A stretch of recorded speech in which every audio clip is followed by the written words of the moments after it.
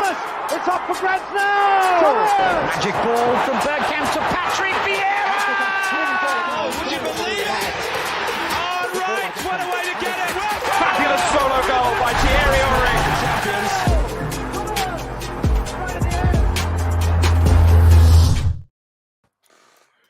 Good evening for another edition of the Arsenal Lounge. Another positive one, another great one. And we are one down at the moment, but I'm assured he's on his way.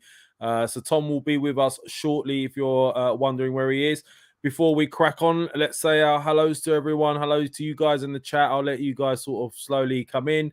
And a massive hello to my fellow black top-wearing Arsenal fan and also smiling Mo. How you doing?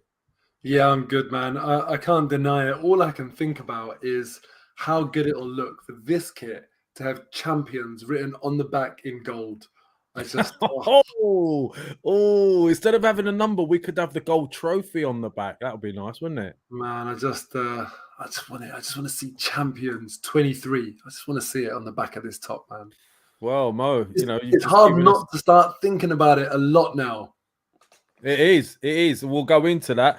As I said, to anyone who's just coming into the chats, hello to Hugh, Arslan, Steve, True Gunners, and I'm sure more of you on the way. Tom is on his way. He's on a train as we speak, so I'm sure he'll be checking in whilst he's en route.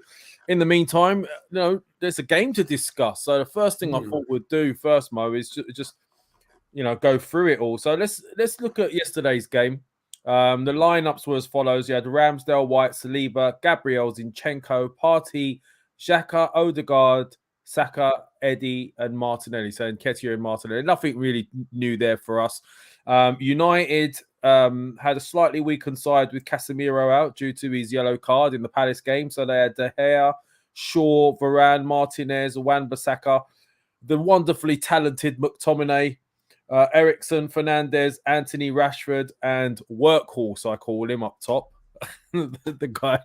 But anyway, that was the team they put out. And look, I mean, to be honest with you, Mo, I was slightly concerned because I kind of knew that United were coming to stifle us because that's pretty much what they did to us at Old Trafford. They stifled us. They sort of rode their luck a little bit.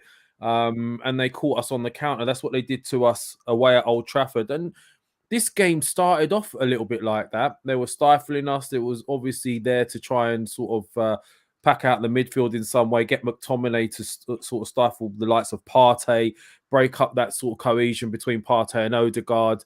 And for a little while, it seemed to have some effect on us. And 17 minutes into the game, they didn't really concern us, but Rashford with a bit of magic puts them ahead.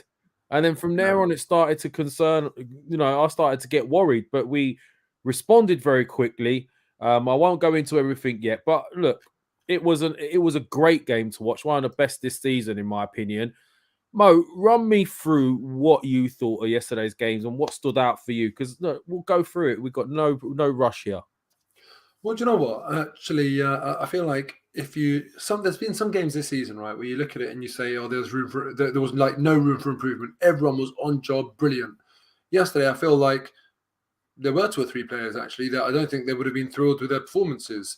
But in spite of that, we still, in my view, dominated Man United. And people might hear me say that and say you only won 3-2, right? But we did dominate. It was a 3-2 domination. If the Rashford goal is just a moment of pure magic, absolutely brilliant. Firstly, Saka gave it away, and then Partey gave it away. But then after that, you still don't expect Rashford picking the ball up in that position to go and do what he did and score a goal of such quality. Great bit of skill on Partey as well. He left him for dead, didn't he? Left him for dead. Absolutely left him for dead. I think he nutmegged him. I've tried to watch that. It was a very good bit of skill. He kind of sucked him in, put it around him, or nutmegged him. I don't know which one it was, but he sucked him out of that position, didn't he? Yeah, he got that ball shaped right, cut in very, very quickly, really sharp movement. Partey was stepping by the time that ball's gone through his legs. It looked like it went through his legs to me anyway. But I watched a replay, and what Rashford did, he did it at such pace that it's actually hard to tell.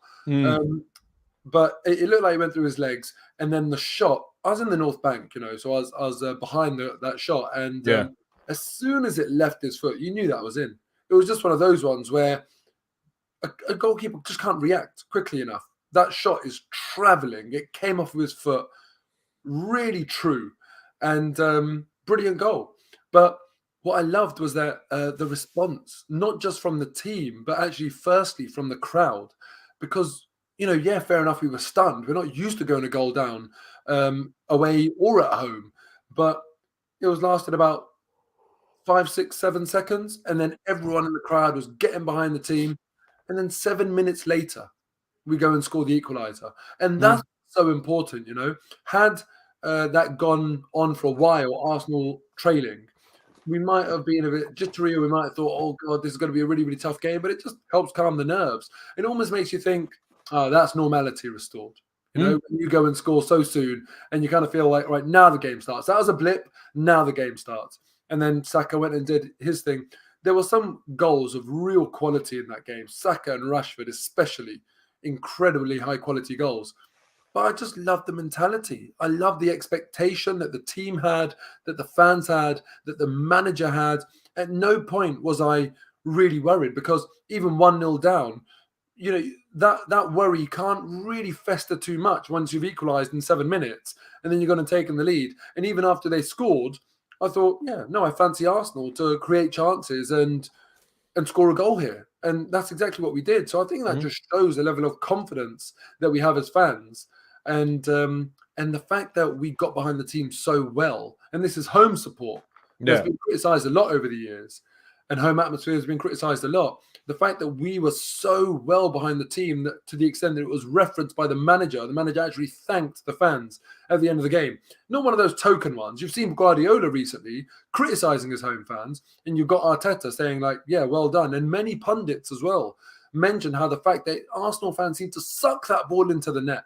It was just really, really positive in the stadium and on the pitch. Do you know what? It's funny you say that, because I hark back to when we were successful back in the days, with the Invincibles and before that as well. And the one thing that stands out in any title winning team or a title challenging team is their ability to bounce back quickly when they let a goal in, or when they need to get that goal at the end of a game with a couple of minutes to spare.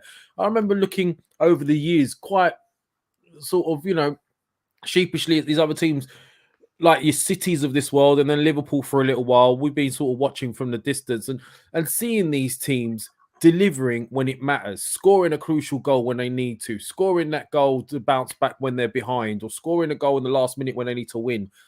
And we're starting to get the same feeling with Arsenal again in that instance, because what we used to see of Arsenal was they'd go down and then start to capitulate, or they'd be ahead and a team would score, and then we'd start to regress and go back into our shell. But this is a different Arsenal.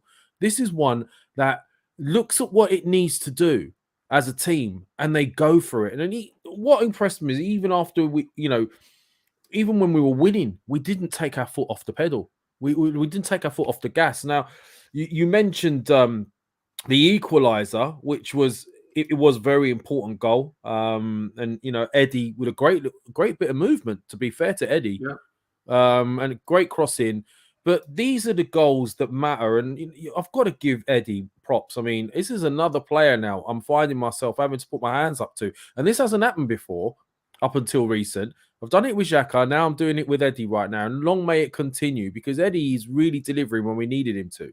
So a big plus there for Eddie. But what a goal that second goal was, to put us in the lead by Saka, who gave Shaw a torrid time on that side of the field. I mean, was that on your side of the pitch, that goal at the time? It was, yeah, it was. And just like, do you know what I love about Saka? And I've been saying this recently in my match reviews and my 5 at 5s and stuff. And I feel bad because, the reason I've noticed it more about Saka is because I'm not noticing it in Martinelli. And that's variations in his wide play. And with Saka, you never really know what he's going to do. We saw recently against Tottenham, people trying to stop him cutting inside. So Sessegnon was trying to stop him cutting inside on his left foot. So he took the right. He took the right foot option and went outside the player. Didn't try and cut inside. He was like, fine, you give me the space, I'll do it. So he varied it in that respect. Sometimes he makes the run off the ball. Other times he'll come short and get the ball. Sometimes he'll play it first time. Other times he'll play the 1-2. Other times he'll have a shot. Sometimes it'll be a cross. And you just kind of think to yourself, like, as a defender, it's really tough to know. It's really, really tough to know what he's going to do next. How do you position yourself? Is he going to go first time? Is he going to try and beat me for pace? Is he going to try and dribble? Is it going to be a 1-2? And he's just a massive, massive headache for defenders, all because of his variations. And then, unfortunately, I look at the other flank and I look at Martinelli, and I feel like every time he gets the ball, I know what he's going to do. And it was funny. It kind of, sometimes you notice something, and then little moments in games almost confirm things to you. For Nketiah's first goal, the cross came in from Martinelli's side. And this was at the other end of the pitch to me. And when that cross came in first time, naturally, because I couldn't tell who it was, I thought it's probably Martinelli because it's his sort of position. It was actually Granit Xhaka. But when that cross came in first time, it made me look again. It made me look like, is that definitely Martinelli? And that's when I realized it wasn't Martinelli, because he doesn't play the ball first time enough. He often takes a touch and will take a few too many touches and fail to beat his man or have to go backwards. And it's just not clicking for him right now. And I really, really feel like Mikel Arteta has done a sensational job. Not just him, but the coaching staff as well have done a sensational job doing some proper old-fashioned coaching in this Arsenal team. Granit Xhaka, for example, one of his biggest assets that any Arsenal fan would talk about prior to this season would be his left foot and his range of passing. He can pick the ball up in that sort of quarterback position, ping it out to the wing, and beat quite a few men on the opposing team with that pass. We don't see that from him anymore. I'd love to see his average pass length last season before compared to this season. I think it would have shrunk dramatically.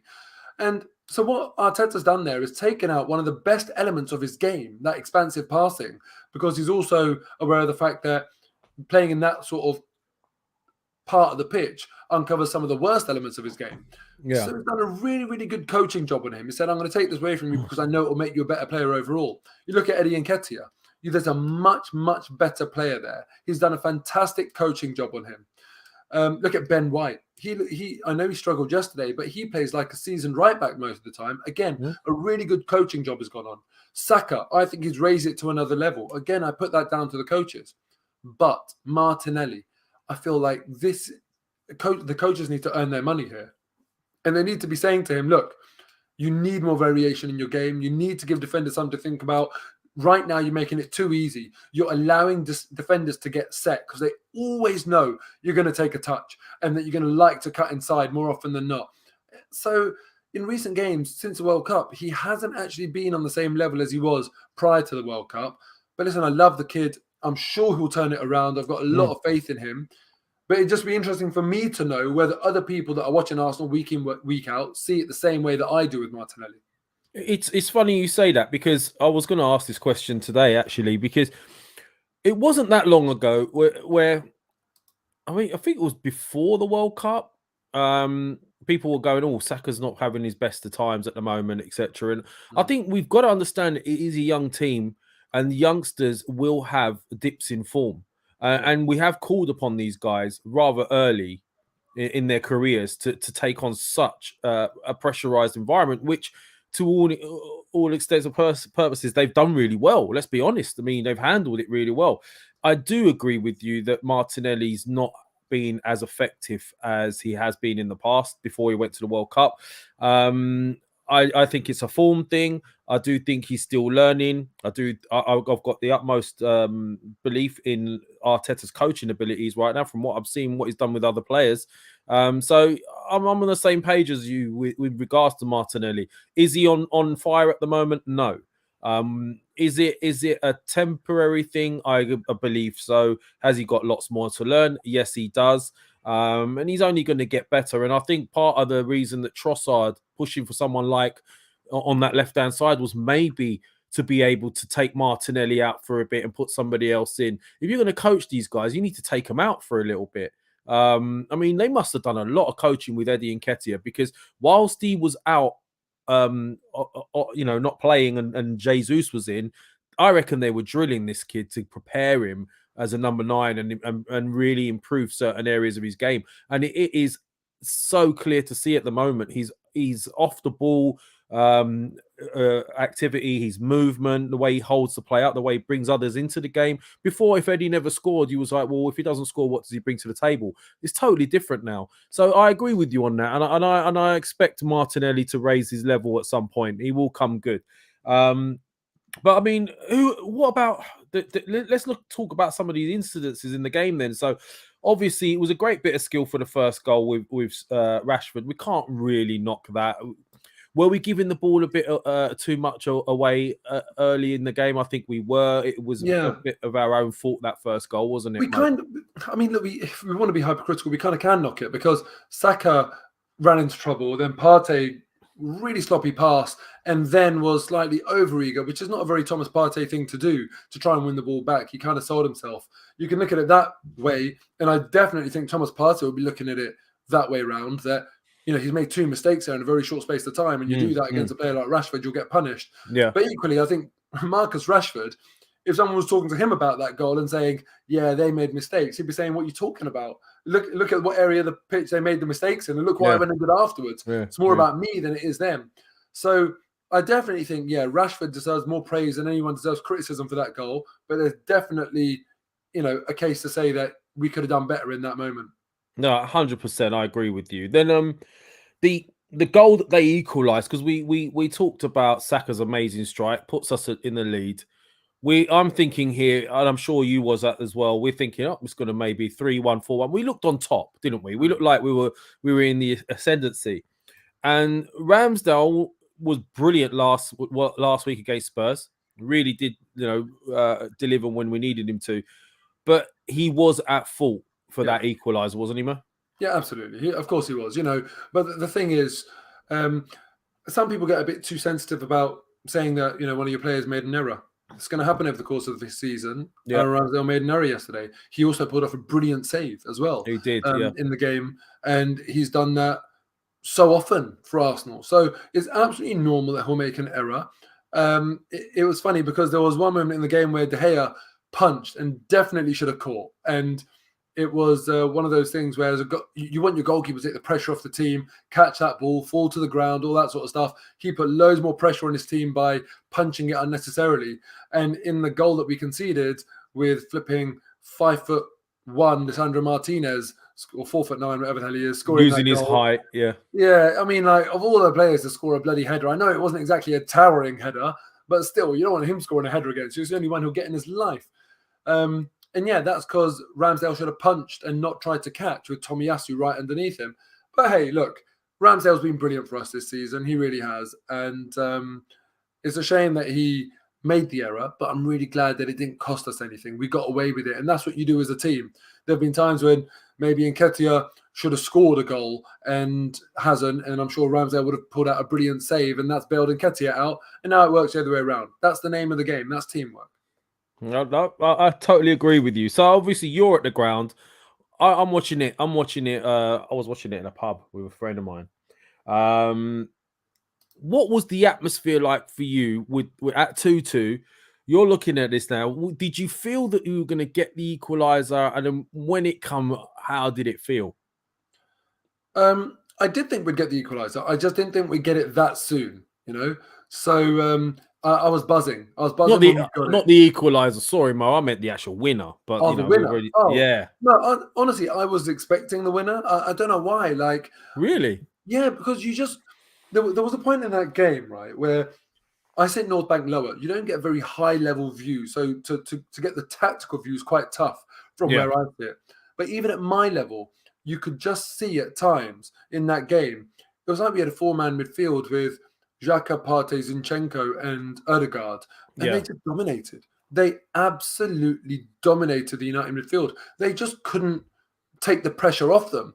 And once you get in that rhythm, I saw a Man United team that seemed to look like they felt overwhelmed.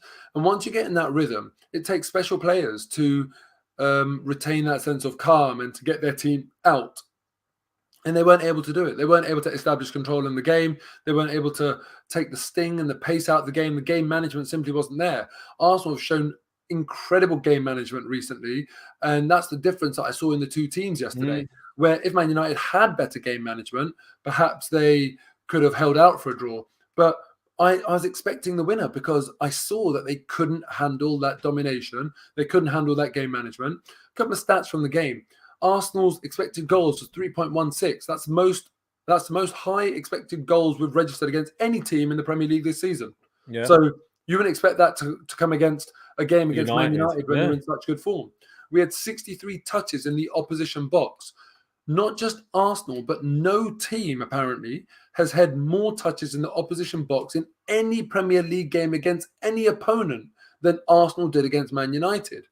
We had more successful passes than Man United had attempted passes. So, this is what I'm saying in terms of the domination here. We had 25 shots to their 6. This is what I'm talking about. This was domination. So when I'm looking at a game and I'm trying to be objective about it and not kind of think, getting too jittery at their moments and ignoring ours, which I think a lot of fans get a tendency to do because, you want to see your team attacking. That's what you're there for. You don't want to see the other team attacking. So it almost bothers you a bit more. And I just thought, no, look at it objectively. Look at the actual story unfolding here. We dominated. And because of that, I expected a goal and we got it. I wasn't surprised. The only thing that ruined it for me was that I didn't celebrate because I was convinced he was offside. Do you know what this VAR thing does? It happened to me in the Spurs game as well. Because do you know when that bit where I think it was Højbjerg fell over and pretended he was poleaxed by Saliba in the game against Spurs? Yeah. I thought they gave a penalty. And I think a lot of fans did. And I was screaming. I was going mad. And it's happened to me again with this United game because we've scored. We're going absolutely mad in this pub with me and my friends. And then you can't really hear anything in the pub. All you can hear is people shouting and screaming. And suddenly you see VAR. It all goes that deadly quiet for a few minutes. No one knows what's going on.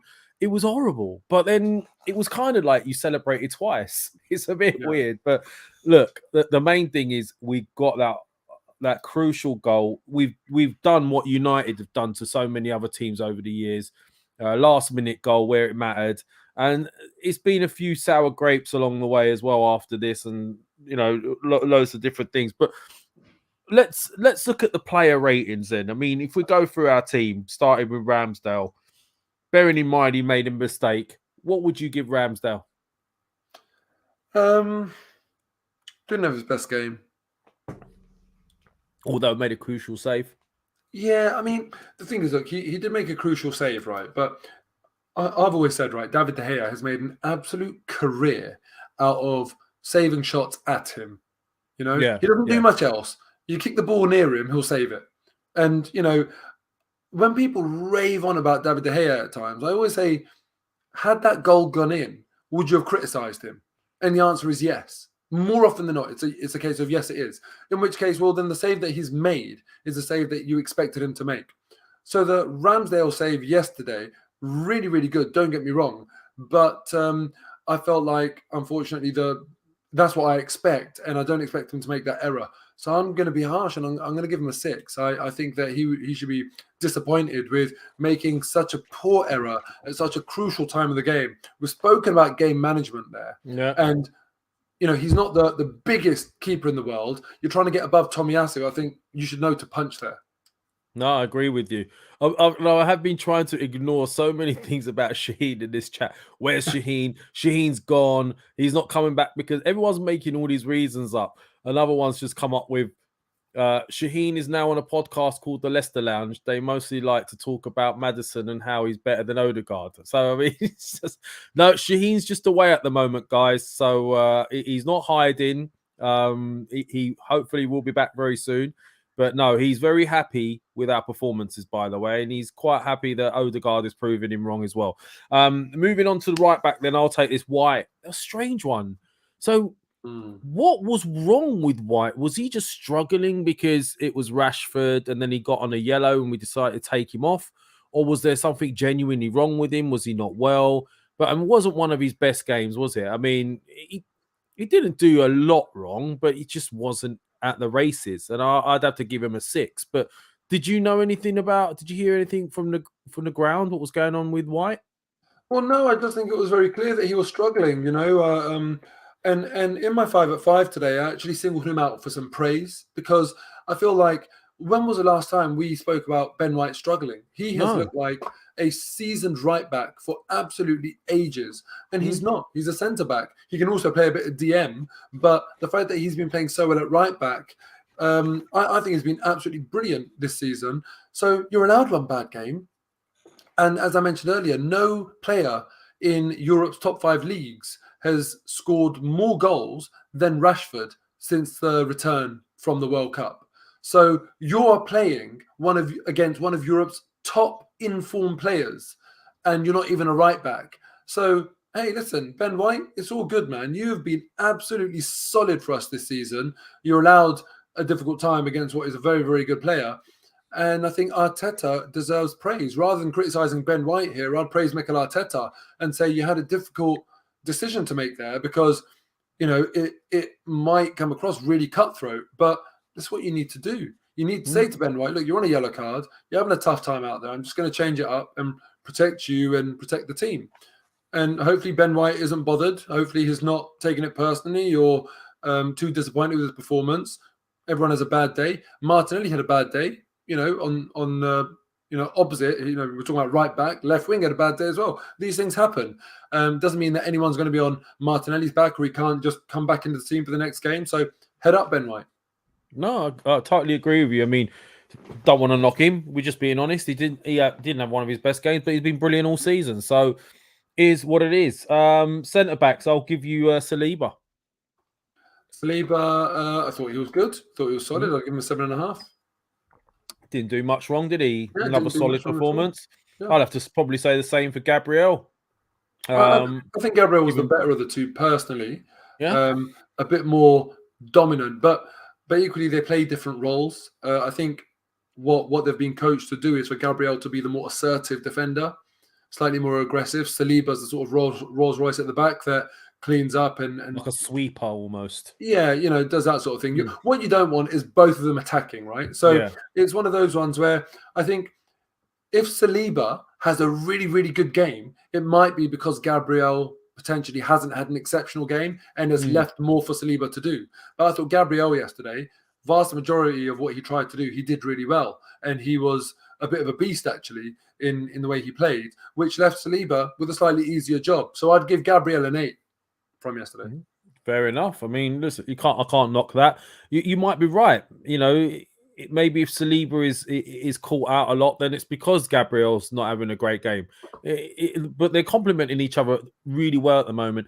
They did have to balance a little bit off earlier on in the season where there was a little spell where I think Gabriel was coming out a bit too quick and a bit too rash, and he was leaving us open at the back. But he seems to have sort of sorted that out now, and it seems like they've got a very good balance right now. I'll have to agree with you. And and speaking of balance, now we've got a bit more of a balance. Canton in the house. Hello. Sorry, I'm really sorry. Obama Canton in the house. I'm so sorry that I delayed that. Honestly, I've had the most ridiculous journey home from London. It's been ridiculous. So yeah, apologies for my lateness. Everyone's if anyone wants to ask Tom a question, any question they want, that's his penalty. It could be anything you want it to be. But we just discussed the game yesterday, mate, and going through player ratings. So as you hear, in the hot seat, I'll hit you with it straight away. Zinchenko player rating 9.5. Can we do 0.5s? Yeah, he was unbelievable. Unbelievable.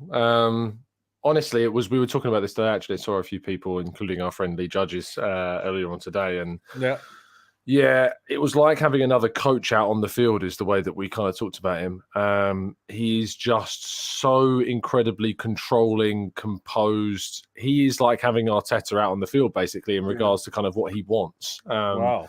And he delivers that every single time regarding every single performance he puts in. And the thing is that there's been questions about Zinchenko regarding kind of the vulnerabilities to his game in terms of how teams might target that left-back area. Yeah. But actually, we're just so much more controlled with him in the game that it's impossible for teams to really even attack down that side because we just turn over possession so quickly, and then the way in which he influences the game is faultless. So, yeah, anything below a 9, I'm questioning where on earth you're taking points off him, to be honest, because he was brilliant. Yeah, Right. I even noticed this one point in the game where I can't remember what it was that Ramsdale did. I think it was a bit rash in the way he played the ball out or something. And what I found really interesting that he straight away apologized to Zinchenko.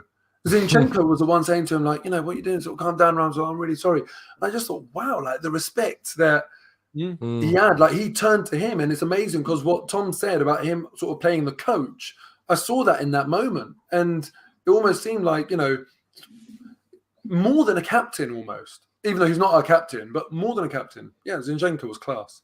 Do you guys think that comes from purely the fact that those two, Zinchenko and Jesus, have come from City and have got titles under their belts? Or do you think there's more to it in the sense of Zinchenko's character on the field and that he commands that kind of respect? Yeah, I think he came into the team. We did the interview after the game. He spoke to the press after and said that he came into the dressing room and said, forget top 3. We're going for the title, and that people laughed at him for that. And he said that no one's laughing now because that's translated, and it's not just Zinchenko, because Edu did that interview in the summer where he said, we're not talking about Champions League qualification. We're talking about finishing as high as possible up the league as we can. Arteta has talked about getting this team back to the elite level. El Neni spoke in the summer. I remember he did that pre-season interview and he said, we want to win the title this season. There's a real belief in this side, and I think Zinchenko has been a big influence in regard to that. So is Gabriel Jesus, of course, coming in from Man City. And those types of characters are absolutely invaluable when you are going for that type of accolade. Yeah, I agree. And very quickly, whilst we'll move on in a second. But Tom, me and Mo have highlighted. I mean, Mo first started it. We were saying, look, Martinelli's form has dipped a little bit. And they're still young, these players, so it could happen. I think it was Paul Webster, someone in the chats, put in a good shout that his form dipping has coincided with Jesus not being in the side. Do you think, and that was a really good point, do you think that that's influenced his sort of form at the moment, or do you think it's just maybe coming back from the World Cup, he's just not really kicked on since? No, I think it's spot on. I think that Nketiah is different to Jesus. I think Nketiah is doing his absolute utmost to fulfill that role. And that includes, I think, exceeding expectations regarding finishing and goal scoring. But the collaborative game that Jesus brings has really leveled up Martinelli. And I think that with Nketiah there, Martinelli is probably the one that suffered the most without Jesus in the team. So I think that the comment is absolutely spot on. Yeah. There you go. And it was Paul James. There you go. Martinelli's dropped off without Jesus. He's still playing well, but Jesus' movement was creating space for him. There you go. So big shout out to you there, Paul. All right. So moving on from Zinchenko, we'll go to Thomas Partey. I'll take this one. I'll give him a 7. I didn't think he started the best. I think in the first half in particular, he was giving the ball away quite a lot, which led to the goal. Go on, Mo. I just need to nip off for 1 second. My little boy is shouting his head off. So I'm just going to see. No, you do that. How dare you? I've done all the legwork. Now Tom can do something for me. I can't believe it. It's no, I'll be right back. Yeah, go. So yeah, Thomas Partey 7. That's what I'm going to give him. Thoughts on that, Tom?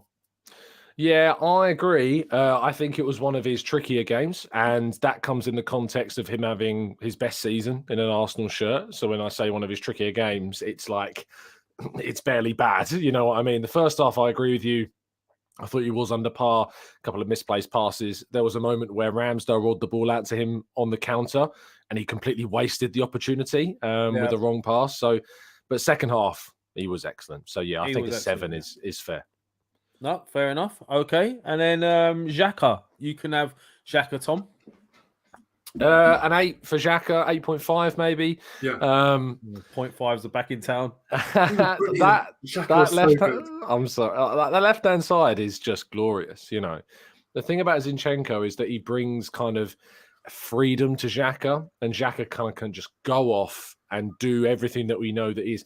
The thing about Xhaka, and this might be a bit controversial, but Xhaka's not improved. Xhaka has always been this good. He's just been put in a different position. And that has then emphasised him able to do the things that he's always done.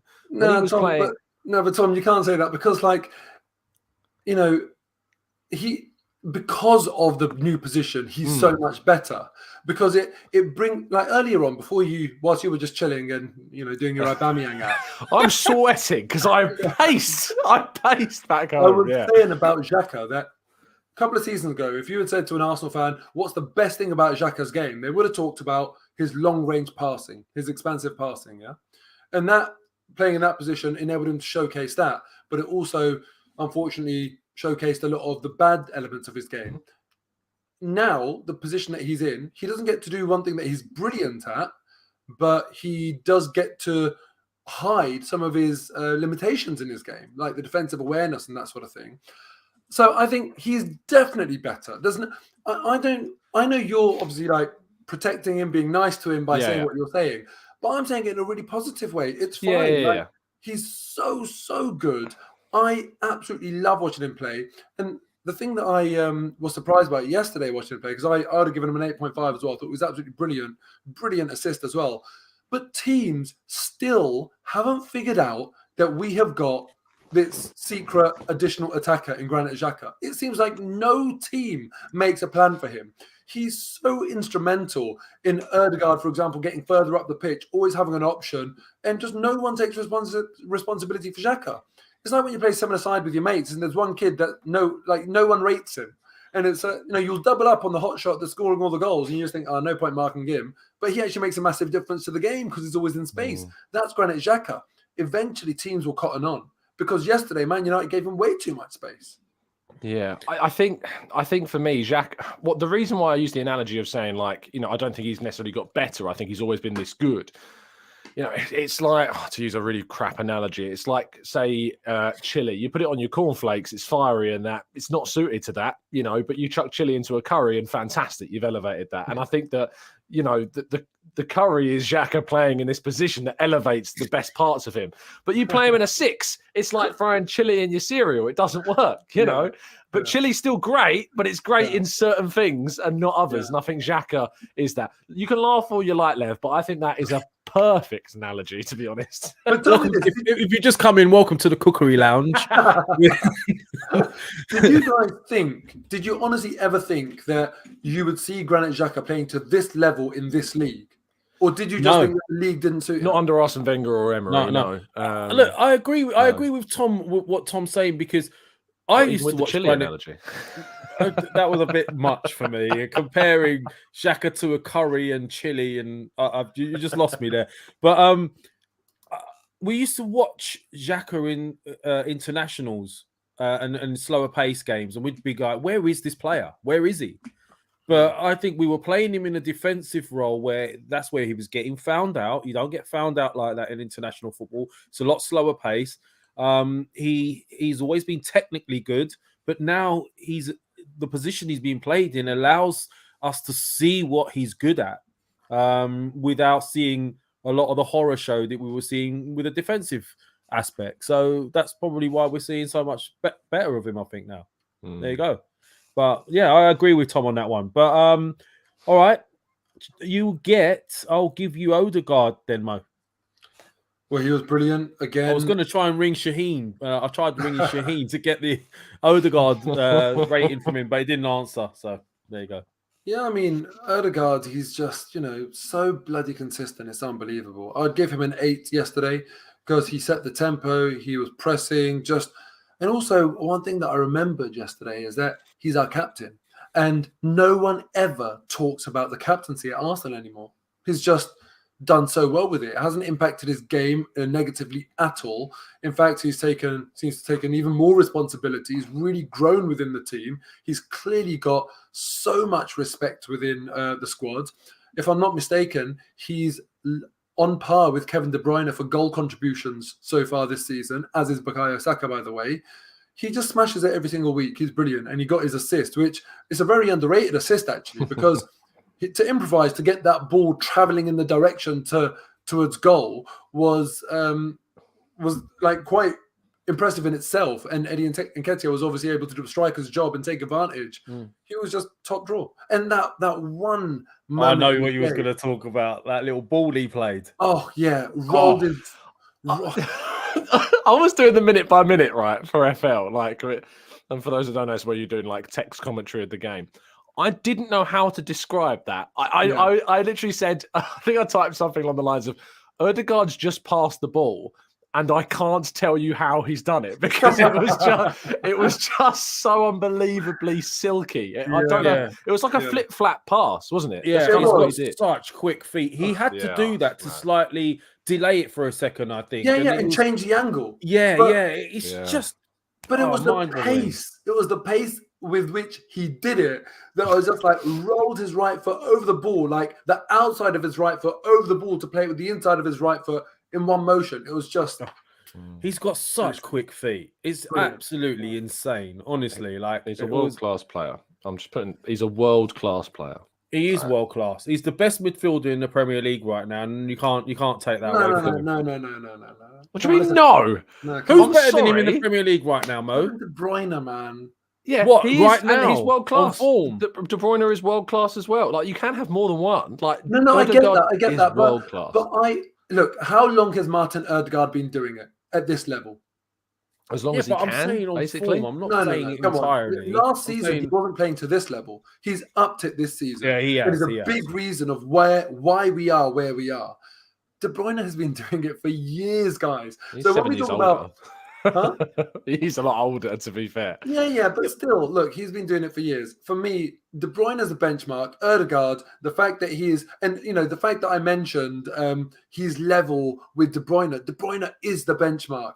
Ødegaard, if he carries on playing like this, then yes, I'm going to have that. How long does it take for you? Like for how long do you have to do it for to be classed as world class? Like when do you reach that level? More than one season. Okay. Yeah. No, I agree with you. I agree with Mo on that. More than one season, but I think on form right now he's the best in the Premier League. I listened to the pod last week and you had the exact same debate about this between De Bruyne and Ødegaard. Yeah, 100%. I mean, just in case you need it next time, Tom, if you want to describe it, you could put it was a reverse elastico pass by Ronnie Pickering. And also love the name, Ronnie Pickering. He sounds like a gangster from the 60s, doesn't he? Yeah. Ronnie Pickering. Anyway, okay, so that was Ødegaard. Saka, I will take Saka myself. I will give Saka, and I'll give him a 9 because just for that goal and what he did to Shaw all game. I'll have to give him a 9. He nearly did it again. If it wasn't for a little deflection from Eriksen, that same goal was going in again, right? And I think I saw Arteta after the game run to him and say, "I told you," like he's been practicing that, or "I've told you to shoot," or something. I don't know what he was telling him, but whatever he's telling him to do, long may it continue. And I'll give him a 9. Martinelli, Tom. Ooh, he's really hard to rate because, as we've talked about, he has dipped since the World Cup, but he's still got the work rate, hasn't he? Oh, he doesn't stop, mate. He does not stop. He's infallible in terms of his effort, and he's never put down by kind of if something doesn't come off, he just goes again.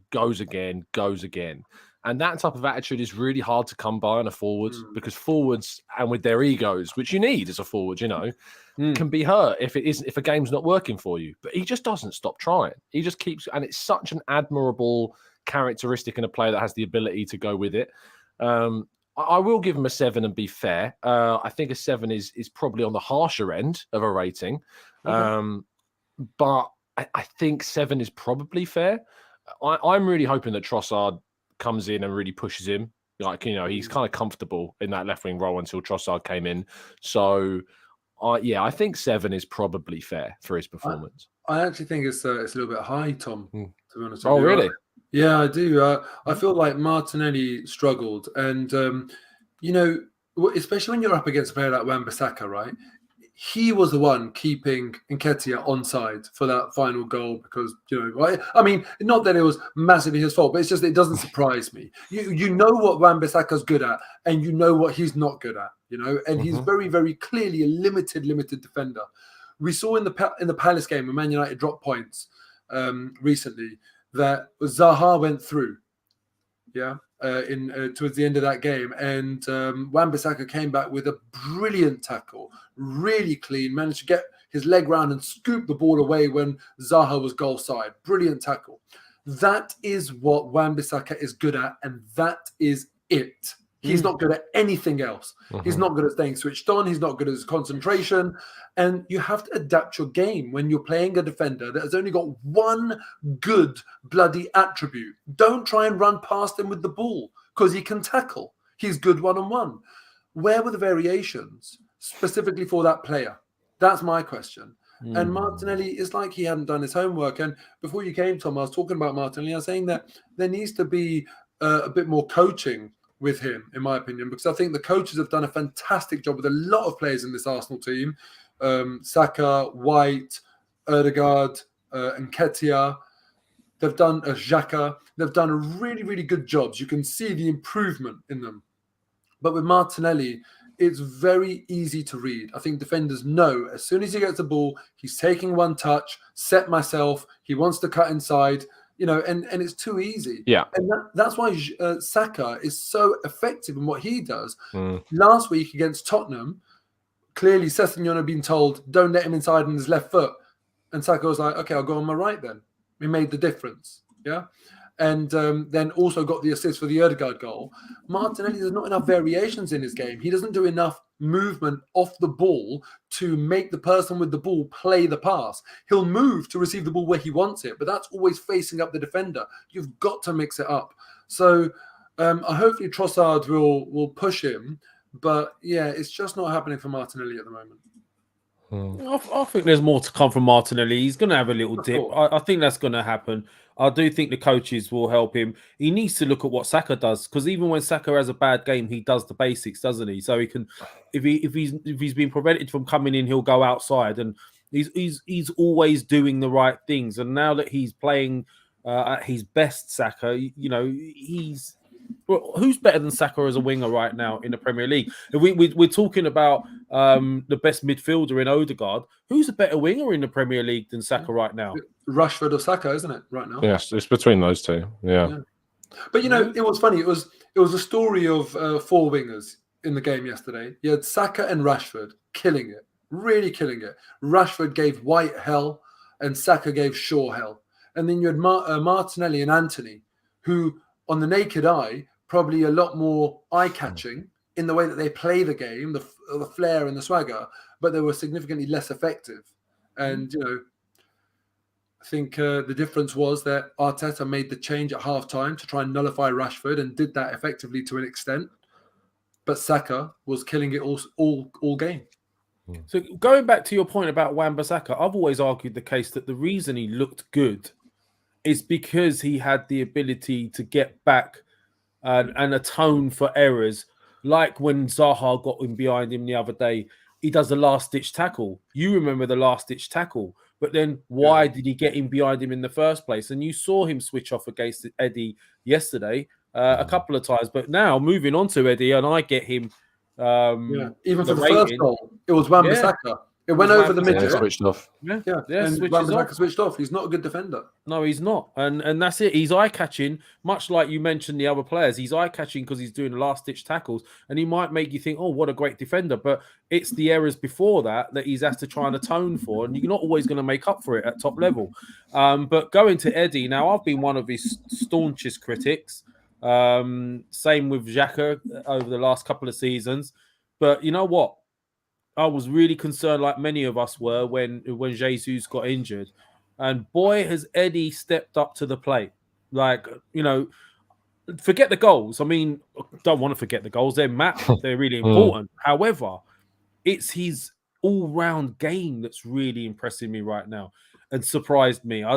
There's been a massive improvement. Have they been working on him in in coaching? Obviously, in hindsight, looking at it, maybe if Jesus does get injured, or what he needs to improve on, because he has come on leaps and bounds. Yeah, I think. Yeah. Go on, man. Sorry. Yeah, they absolutely have been working on him because as someone that I watched in the youth team, right, his game has come on leaps and bounds. Unreal. The goals that he scored were his youth team goals, but his overall game, I never saw that in him. I really didn't, and I'm just so happy for him because I'm going to ask you guys a question. How many goals has he got in his last 13 starts for Arsenal? What's the first number that would come to your head for a player like Eddie Nketiah? I assume it's 13, maybe. Well, it is 13, but I don't think you'd expect that. Tom obviously knows that, and he's trying to finish off like a but I heard him typing when you were asked.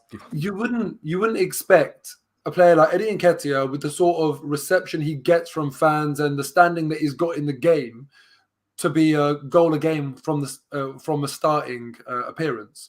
And he will turn around and say, "I've always said I don't get opportunities. If I get a consistent run in the team, I'll score goals." That's what he's doing. Why did we always think he wasn't good enough? Well, I don't know. I think it's a valid question because I'll answer from my perspective. He wasn't the physical specimen he is now. That's for sure. He was a lot lighter on the ball. He'd be pushed off quite easily. The way he'd hold the ball up, he wasn't holding it up. You could see that he had the predatory instincts, but for me, I doubted that he could lead a line more so. Yeah. And you look at him now, how much he's bulked up. There's been a massive difference physically, no? I agree. But what I would say is that despite his physical improvements, when he started games, he's always scored. And as Mo said there, 13 goals in 13 starts. Whenever he's given the opportunity to start games, he's done the business for us. Even in the game earlier this season against Brighton, we lost that game in the League Cup, and he scored a great goal in that game, a fantastic finish. And I remember when he first burst onto the scene, those couple of goals against Norwich. He would play in the Europa League, he would play in the Cups, and he'd get goals. He would score here and there. And yet, for some, it just seemed to be unfashionable. I don't know what it is. Did you believe in him? No, I didn't think he would do this. What was your reservation with him? Again, this is why I asked the question, because I don't know. There's this subconscious barrier that I think has been there for fans about Nketiah. I can't quite put my hand on. It's because I just don't think he's been fashionable. When you think about the strikers that we've had, you think about Thierry Henry, you think about your Van Persies, you think about even Olivier Giroud to a lesser extent, Alexis Sanchez playing in a centre forward role, Gabriel Jesus coming in. We're talking about big names here, and we're talking about Arsenal Football Club. And I just don't think that people necessarily associated Eddie Nketiah being capable of being Arsenal Football Club's main starting striker for whatever reason. I'm not. I don't know. It could be that, but I feel like when Nketiah came onto the scene as a sub and scored a few goals as a sub and started having that impact, people's expectations maybe were a bit too high. And I don't think our fan base is the best in terms of understanding how difficult it is to make the transition from academy to first team. Hardest thing in football. Absolutely hardest thing in football. Name the last striker that did it at Arsenal. Name the last striker that came through Arsenal's academy and became Arsenal's starting striker. And really good point. A better history taker than I am. Yeah, and then some positions are harder than others, and being that lone striker is unbelievably difficult. It's easier to be a big money signing, even though that's not easy as well, carrying that 90 million price tag or whatever. But this is the hardest thing. So I think because he had such a good record at youth level for Arsenal, was so clinical for England, so clinical to this day, England's record under 21 goal scorer, people just expected that to flow. And when he came into the first team as a sub and he did score goals, people just thought, yeah, this will flow. And we got a bit too frustrated with him too quickly. So, I think perhaps maybe our expectation was too high, but then I think it got to him.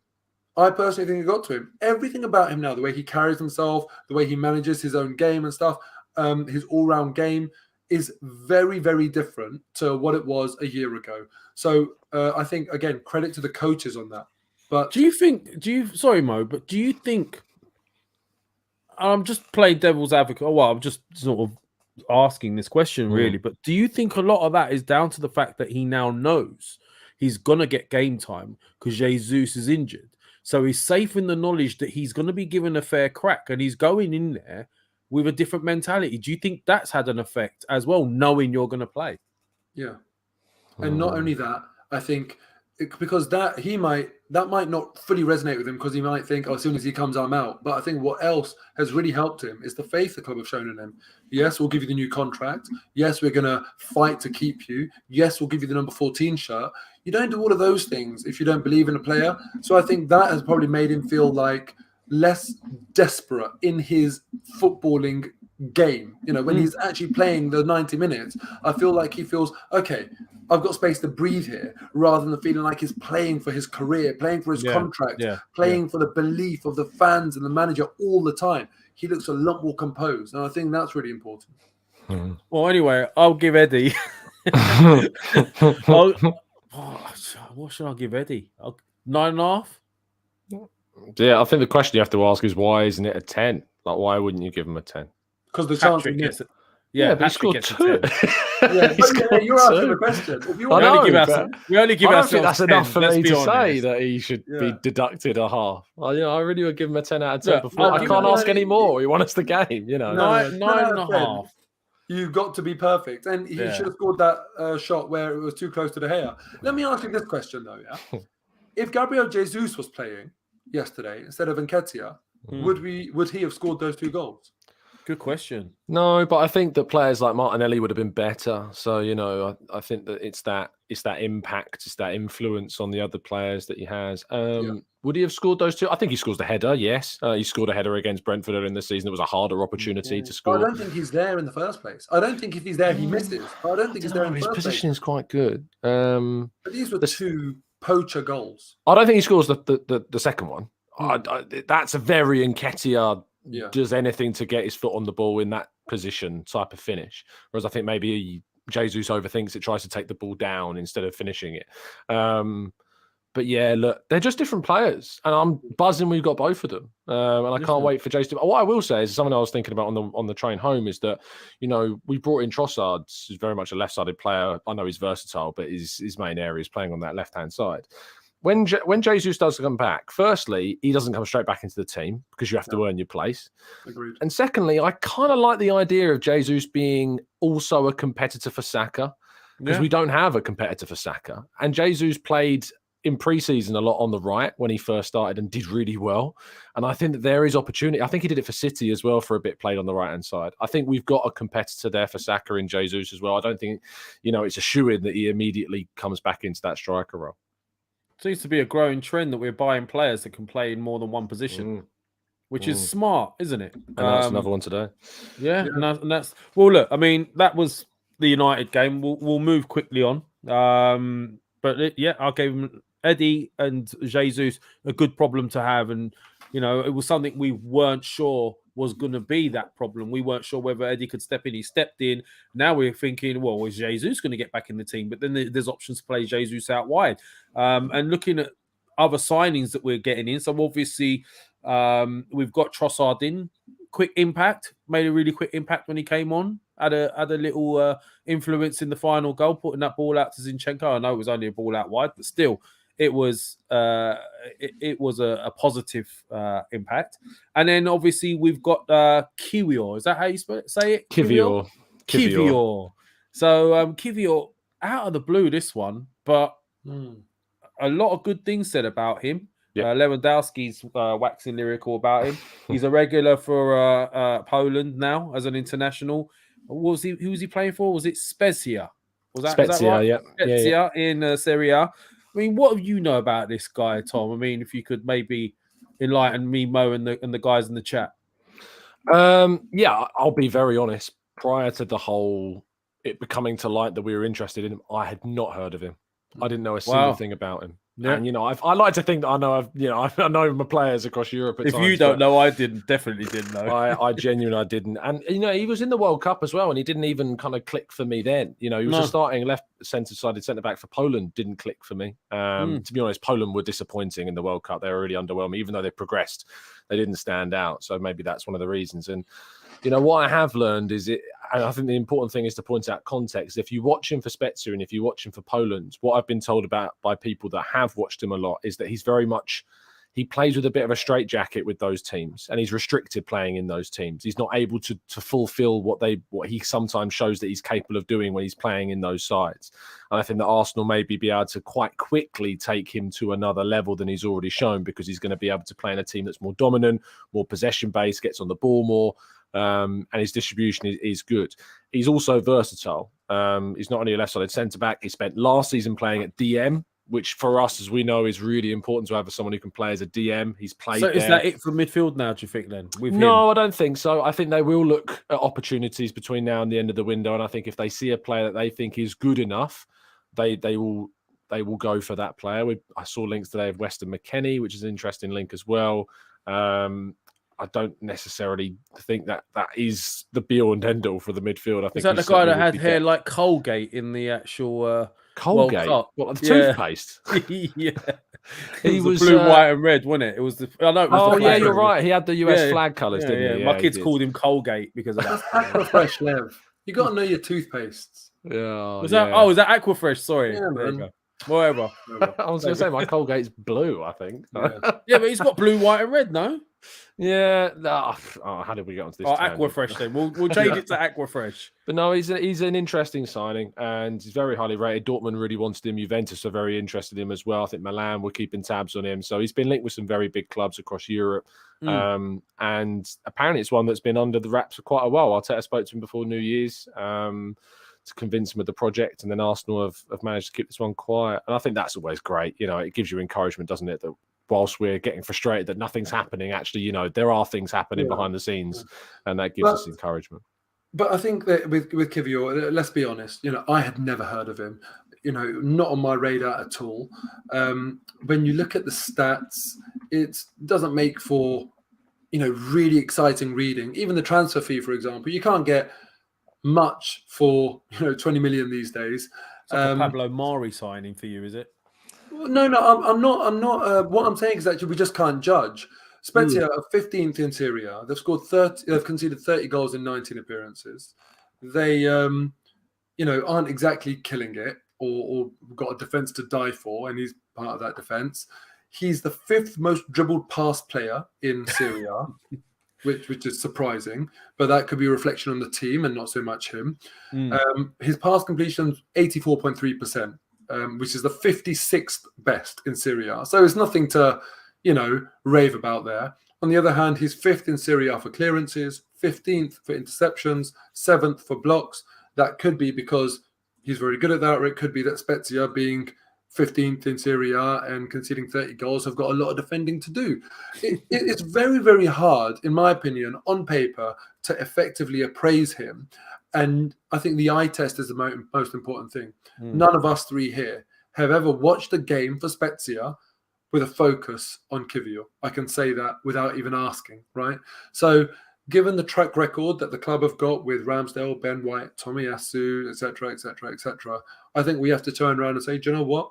I'm sure he'll be a good signing. I'm sure he'll turn out to be a good signing. And the way Arteta can coach and mould him into the player that we need, I'm sure he can do that. So I'm absolutely saying, listen, mate, you're going to be great. Yeah, I mean, I'm trusting the criteria of player that we go for now, because obviously Arteta knows the type of player he wants to fit into that system, which makes it easier when you're going out looking, what type of individual you're looking for. So I trust him. I mean, hopefully I don't die on my sword with that, but I trust him. I mean, so do you think, you think we are looking at others, Tom, but if someone good comes up, we'll look at it. Would you think that will be midfield then, if we do? Yeah. Obviously, there's these links to Ivan Fresneda as well at Real Valladolid. Yeah. What's behind that? Why another right back? Oh, because he's basically like Zinchenko on the right-hand side. And we don't have that style of right-sided fullback. He's like I was speaking to someone who's watched him a lot more than I have, and he was described as a midfielder who's masquerading as a right back at the moment. And that is what Zinchenko is, on the left-hand side. Arteta wants someone that can give us balance. And if Zinchenko's not available at the moment, all we have is Tierney. However, Tomiyasu can play left back. And I think he's kind of like Ben White playing left back when he's there. So if you've got someone like Zinchenko playing at the right-hand side, which would be Fresneda, if you lose out on Zinchenko for his, it swaps that over. So I think he sees very much the style of right back in Fresneda. Also, Cedric's future is not certain. He could still leave between now and the end of the window. So where does that leave Tomiyasu as well? He's already fallen behind White. He's versatile enough to cover. I think he can play across that back four, and that gives him plenty of opportunities. Fair enough. I'm surprised that we're signing central defender though in Nketiah. I know I was versatility, but we've got good coverage in that position. But the club know what they're doing. I think they've proved that. Maybe someone on we the only way have out. one left-footed centre back, to be fair, in Gabriel, and I think that's maybe why they've gone for Nketiah. And while we're on the very quick subject matter of transfers at the moment, because there's not really that much going on apart from obviously the recent announcements. Pains me to say it, but Mudryk, he did look lively for Chelsea the other day, didn't he? Yeah. Let's hope that doesn't come back to bite us in the arse. All right, so look, the next game, FA Cup 4th round, Man City away. So I thought we'd just discuss that and have predictions. While we're on the subject of predictions, by the way, I mean, this is the table so far, I believe. Look at that. Eh? Did you actually say 3-2? No, I didn't. No. He hasn't got a perfect score for the Man United. Okay. No. Okay. See, Tom, okay. Look, Tom's impressed with this, even without that. Look at that. It is impressive. I am the Arsenal of predictions table this season. I reckon you've been doing a lot of research into like what the odds are on each scoreline. Listen, if I was that accurate, I'll be putting money down on these, and I'll be living somewhere nice and hot. Yeah, should have been, yeah. So anyway, FA Cup away, Man City, of course. FA are doing their best to get us out of every trophy that they can, and they've drawn us away to Man City. It's a teaser for what's to come soon. So how do you guys think we're going to approach this? Because it's not just about being in the FA Cup. It's more surely the psychological effects it could have moving forward, surely. So Mo, I'll ask you on this first. Well, I want to win the FA Cup. I really want to win the FA Cup. I get there's the massive element of the psychological thing here, but it's a trophy I love. And if Man City might tweak things for this game, I wouldn't complain if Arsenal didn't and they went full strength. I absolutely would not complain. Wow. We obviously do have a squad. We can, we can say to El Neni, Sambi, now Trossard, Emil Smith-Rowe, etc., go and get some more minutes. So I think that's what we will do. But yeah, I really want to win it. And I can't lie, it will be sort of a mental victory for whichever team comes out on top here, but it's not the be-all and end-all. There's 2 games after the FA Cup before we play our league meeting. That's the really, really important one that I think has the proper mental impact, because that's the one where you both know your full strength and no excuses. No one can claim, oh, we're not prioritising the Premier League. You absolutely are. Both teams are, in spite of European competition involvement. So, yeah, let's see what happens. But I think we can go there and, hopefully make something happen. Don't forget, there'll be 8,000 Arsenal fans travelling. It'll be good fun. I'll be there. I'm going. Are you going to be there? I'm working it, so yeah. I hope to be there as well. Thinking about it, yeah, it's going to be interesting. A prediction for me, please, Mo.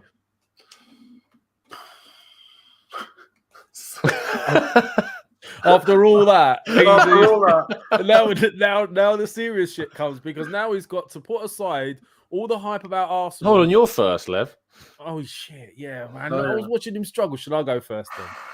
Tom had to do that. I have to. You're winning. I need catch-up. Do you know what? My heart. It depends on what team Arsenal put out, because I am worried. I don't think we're going to play our full team. I really don't. I don't think we'll go full strength. But then there's the psychological edge. I will say,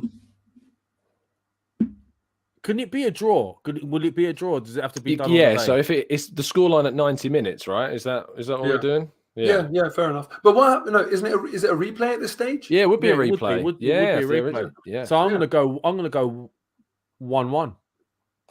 That would be horrible. Can you imagine having to play City 4 times? Oh, That would be dreadful. yeah, man. Oh, dear. Unfortunately, I'm going to say Man City 2-1. Oh, he's gone. The game matters more. This predictions game matters more than actually being loyal. There you go. Now Tom's thinking the same thing. Is he going to stay loyal to Arsenal? Is he going to go for the win? No, it's not He about being knows it's loyal. not It's gonna you've win. gone for a draw. Mo's gone for a loss. So going for an Arsenal win, differentials could put me in a good space. So It The could. thing is, it's actually might end up it's a regretting good it. fixture Yeah. to play that differential game because we don't know what the lineups are going to be. No, I'll go for a 2-1 Arsenal win in this one. I could And we'll really do with them doing that because I tell you what, it's a long way up to Manchester.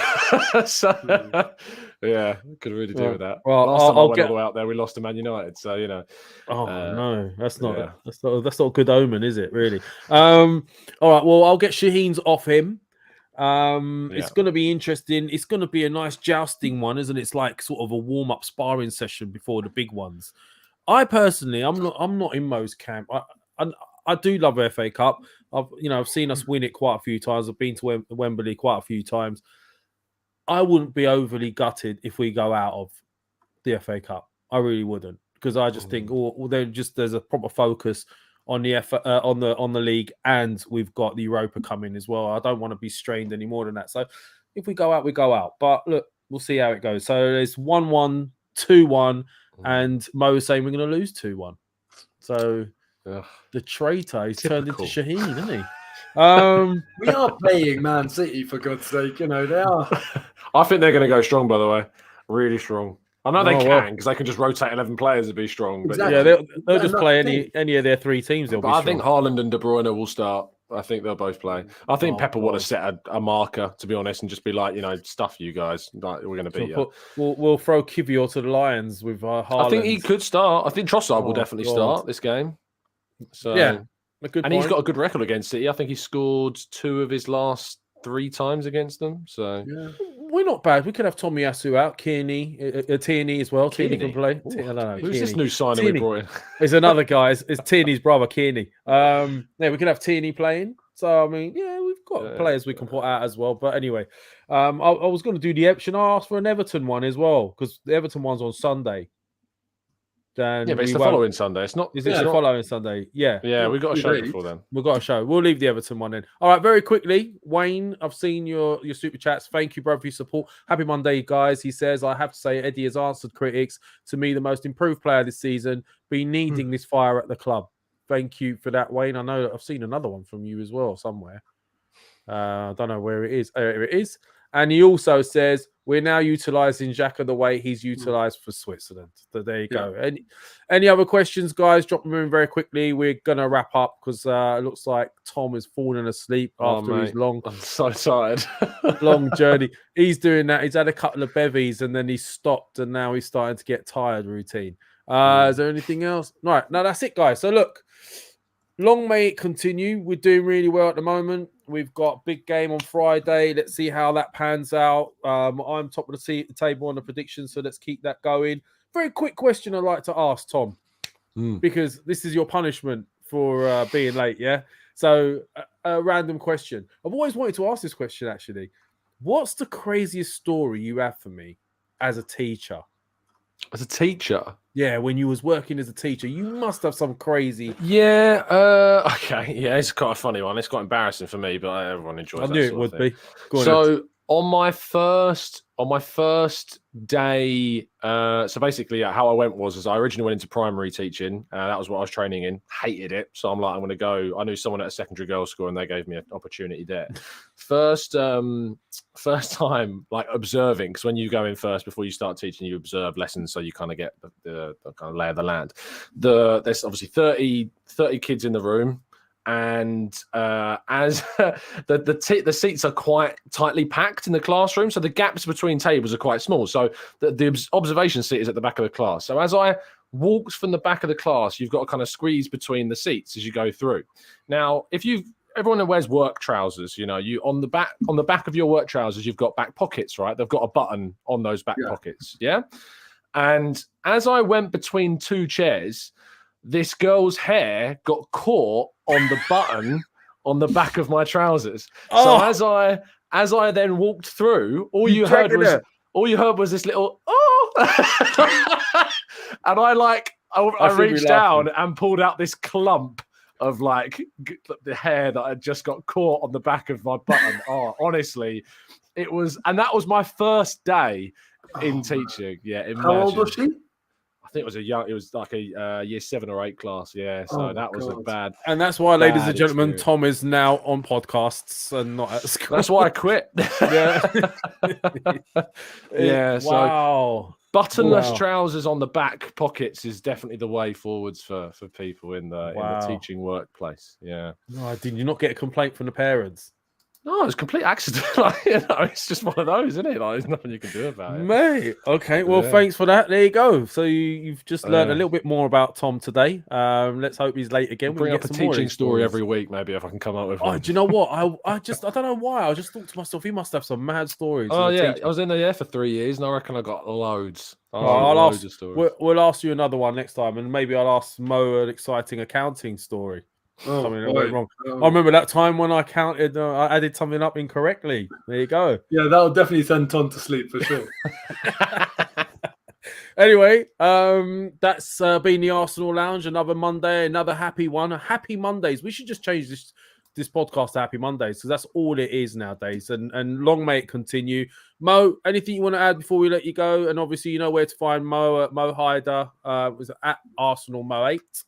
On Twitter, I've got one word question for both of you.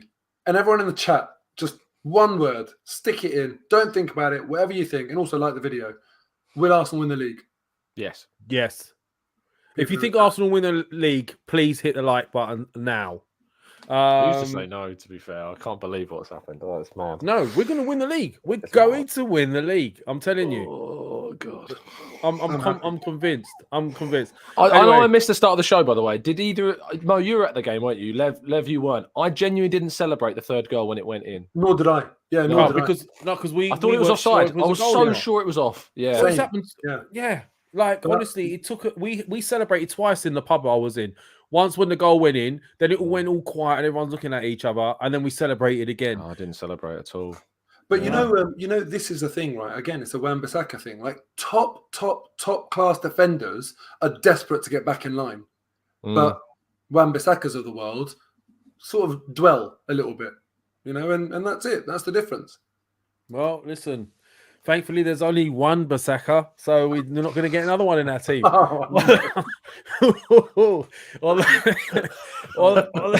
God. I'm killing myself here. On that note, anyway, this has been the Arsenal Lounge. We're out of here. Let me find my thing before we... We're out of here. Peace out. Cool.